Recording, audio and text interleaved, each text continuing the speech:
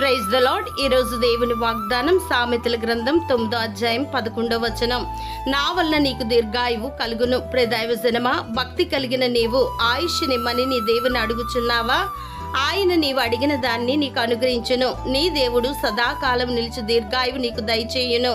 నీవు నీ దేవుని ప్రేమించి ఆయన యందు భయభక్తులు కలిగి నీవు ఆయనకు మొరపెట్టగా నీకు ఉత్తరం ఇచ్చును. శ్రమలో నీకు తోడయుండి నేను విడిపించి గొప్ప చేయును. అంతేకాదు, దీర్ఘాయువు చేత నేను తృప్తిపరిచి ఆయన రక్షణ నీకు చూపించును గనుక నీవు జీవించు సంవత్సరములు అధికములగును. ఎందుకంటే యెహోవా యందు భయభక్తులు కలిగి ఉండుట దీర్ఘాయువునకు కారణము.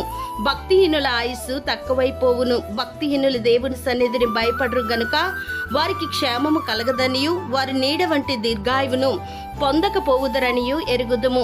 దేవుడు మిమ్మును దీవించును గాక. ఆమేన్.